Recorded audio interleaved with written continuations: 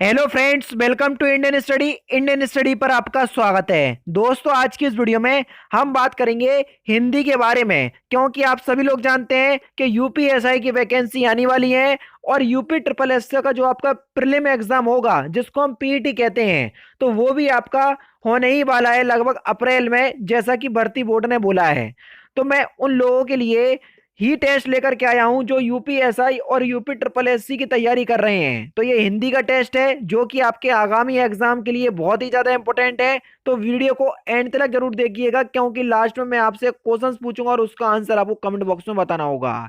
साथ ही साथ टेलीग्राम से जुड़ सकते हैं फ्री पीडीएफ पाने के लिए। तो चलिए स्टार्ट करते हैं और देख लेते हैं पहला क्वेश्चन स्टार्ट करने से पहले मैं आपको बता दूं, दोस्तों, अगर आप घर बैठे यूपी पीएससी प्रीलिम एग्जाम की तैयारी करना चाहते हैं तो अनअकैडमी आप लोगों के लिए क्रैश कोर्स लेकर के आई है, वो भी 100 डेज का, जो कि टारगेट बैच होगा, जो कि 2 फरवरी से स्टार्ट होगा और 2 मई में खत्म भी हो जाएगा। इस कोर्स में आपको अनअकैडमी के बेस्ट एजुकेटर आपको अलग अलग सब्जेक्ट आपको पढ़ाएंगे, जैसा कि आपको इमेज में दिख रहा होगा। अगर आप इस कोर्स को परचेज करना चाहते हैं तो डिस्क्रिप्शन में लिंक दिया हुआ है, वहां से आप इस कोर्स को परचेज कर सकते हैं।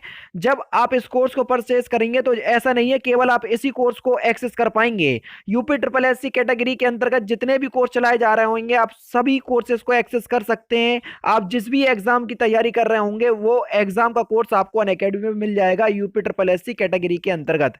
समझ रहे ना? तो कोर्स का लिंक डिस्क्रिप्शन में दिया हुआ है। इंस्टेंट 10% के डिस्काउंट के लिए अपने चैनल का नाम इंडियन स्टडी आप अप्लाई कीजिएगा तो आपको 10% इंस्टेंट डिस्काउंट भी मिल जाएगा। अब देखते हैं पहला क्वेश्चन आपके सामने। जान पर खेलना, इस मुहावरे का सही अर्थ क्या है? जल्दी बताओ। सिंपल क्वेश्चन से आसानी से आप बता सकते हैं। तो जान पर खेलना मुहावरे का सही अर्थ है कि प्राणों को संकट में डालना, यानी कि पहला ऑप्शन बिल्कुल करेक्ट है। नेक्स्ट क्वेश्चन, कौन सा छंद 22 से 26 वर्ण और 4 चरणों वाला होता है? कौन सा छंद? तो कौन सा छंद है? तो उस छंद का नाम है सवैया छंद। सवैया छंद जो है ये 22 से 26 वर्ण वाला होता है और 4 चरणों वाला होता है। नेक्स्ट क्वेश्चन, की आवश्यकता से अधिक धन का त्याग करना क्या कहलाता है? आवश्यकता से अधिक धन का त्याग करना, उसको हम क्या कहते हैं? उसको बोलते हैं हम अपरिग्रह, यानी कि इस क्वेश्चन का दूसरा ऑप्शन आपका बिल्कुल करेक्ट है। सांप सूंघना मुहावरे का सही अर्थ क्या है? सांप सूंघना मुहावरे का सही अर्थ क्या है? तो इस मुहावरे का सही अर्थ हो जाएगा सहम जाना, यानी कि तीसरा ऑप्शन बिल्कुल करेक्ट है। नेक्स्ट क्वेश्चन के पछताने के लिए कौन सा मुहावरा उपयुक्त होता है? जल्दी बताइए, पछताने के लिए कौन सा मुहावरा उपयुक्त होता है? तो आपका सही आंसर क्या हो जाएगा? हाथ मलना। हाथ मलना मुहावरे का सही अर्थ क्या हो जाएगा? पछताना, यानी कि इस क्वेश्चन का तीसरा ऑप्शन आपका बिल्कुल क्या हो जाएगा? करेक्ट हो जाएगा। सून का तद्भव शब्द क्या है?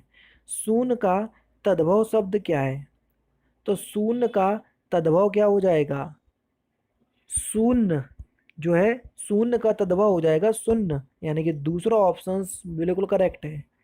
नेक्स्ट क्वेश्चन के साक का तद्भव शब्द क्या है? साक का तद्भव शब्द क्या है? तो साक का तद्भव हो जाएगा साग, तीसरा ऑप्शन करेक्ट। निम्नलिखित में से कौन सा अनिश्चयवाचक सर्वनाम है? निम्नलिखित में से कौन सा अनिश्चयवाचक सर्वनाम है? कोई। कोई जो है ये अनिश्चयवाचक सर्वनाम है, इसमें निश्चित नहीं है कि किसकी बात हो रही है। निम्नलिखित में से कौन सा झरने का पर्यायवाची है? झरने का पर्यायवाची कौन सा है? सोता बिल्कुल झरने का पर्यायवाची होता है, निर्झर भी होता है, स्रोत भी, ये सभी जो है वो झरने के पर्यायवाची हैं। चौथा ऑप्शन करेक्ट। आधा गांव के रचयिता कौन है? आधा गांव ये एक रचना है, इसके रचयिता कौन है? तो इसके रचयिता का नाम है राही मासूम रजा, पहला ऑप्शन करेक्ट। जिसने अपने प्राण जिसने अपना ऋण चुका दिया हो, वाक्यांशों के लिए एक शब्द क्या होगा? जिसने अपना ऋण चुका दिया हो तो उसको बोलेंगे उऋण, यानी कि दूसरा ऑप्शन बिल्कुल करेक्ट। स्तुति का विलोम शब्द क्या होगा? स्तुति का विलोम शब्द क्या होगा? तो स्तुति का विलोम शब्द हो जाएगा निंदा, पहला ऑप्शन बिल्कुल करेक्ट। अगुवाई में कौन सा प्रत्यय है? प्रत्यय किसी भी शब्द के पीछे लगाए जाते हैं। अगुवाई में कौन सा प्रत्यय है? तो अगुवाई में कौन सा प्रत्यय होगा? आई प्रत्यय, तीसरा ऑप्शन करेक्ट। अगुवाई में कौन सा प्रत्यय है? आई प्रत्यय, तीसरा ऑप्शन करेक्ट। क्वेश्चन नंबर 64 है, भौ प्लस उक किसकी संधि है? यानी कि संधि विच्छेद दिया है, आपसे संधि पूछा है, तो किसकी संधि हो जाएगी? भावुक। भावुक का संधि विच्छेद क्या होगा? भौ प्लस उक। स्वर कितने होते हैं जल्दी बताओ? मैंने आपको वर्णमाला वाली वीडियो पढ़ाई हुई है, वहां से आप देख सकते हैं। तो स्वरों की संख्या कितनी है? 10, 10। संतोष का विलोम शब्द क्या होगा? तो संतोष का विलोम शब्द क्या हो जाएगा? असंतोष। सिंपल ही है बिल्कुल। नेक्स्ट क्वेश्चन, विद्वान किसका पर्यायवाची शब्द है? विद्वान किसका पर्यायवाची शब्द है? तो विद्वान जो है ये कोविद का पर्यायवाची शब्द है। पहला ऑप्शन करेक्ट। निम्नलिखित में से कौन सा हिरण का पर्यायवाची है? हिरण का पर्यायवाची 68। हरिण होता है, कुरंग होता है, सारंग होता है, ये सभी सभी के सभी जो है ये हिरण के पर्यायवाची हैं। पंचरत्न में कौन सा समास है? या समास विग्रह करना है पंचरत्न का, तो पंचरत्न का समास विग्रह क्या हो जाएगा? पांच रत्नों का समूह, उसको बोलेंगे हम पंचरत्न। यानी कि दूसरा ऑप्शन करेक्ट, यहाँ दिग्गु समास होगा। जिस पर विजय पाना कठिन हो, वाक्यांशों के लिए एक शब्द क्या होगा? जिस पर विजय पाना कठिन हो तो उसको हम क्या बोलेंगे? दुर्जय। यानी कि दूसरा ऑप्शन करेक्ट। नेक्स्ट क्वेश्चन, पर आंखें नहीं भरी काव्य संग्रह के रचयिता कौन है? ये काव्य संग्रह है पर आंखें नहीं भरी, इसके रचयिता कौन है? इसके रचयिता है शिव मंगल सिंह सुमन। चोर की दाढ़ी में तिनका, इसका अर्थ क्या है? तो इसका अर्थ क्या हो जाएगा?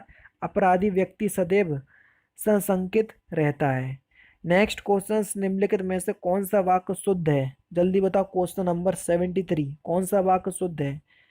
राम और सीता वन को गए, यानी कि तीसरा ऑप्शन जो है वो आपका बिल्कुल करेक्ट है।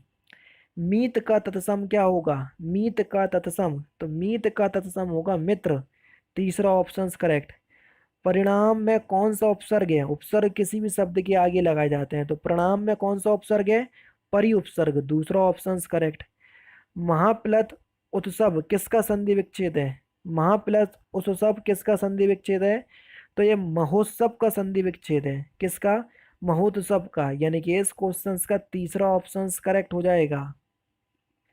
तो महाप्लत उत्सव किसका संधि विच्छेद है? महोत्सव का। निम्नलिखित में से कौन एक प्रेमचंद्र की कहानी नहीं है? जल्दी बताओ। बड़े भाई साहब ये है, पूस की रात है, ठाकुर का कुआं है, चीफ की दावत ये नहीं है। चौथा ऑप्शन बिल्कुल करेक्ट। वह तोड़ती पत्थर कविता किस कवि की कृति है?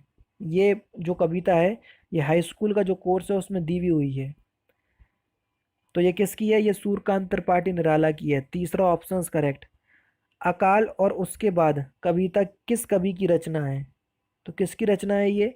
नागार्जुन की रचना है, पहला ही ऑप्शन करेक्ट। नेक्स्ट क्वेश्चन, निम्नलिखित में से कौन एक प्रेमचंद्र की रचना है? जल्दी बताओ। प्रेमचंद्र की कौन सी एक रचना है? तो देखो निर्मला।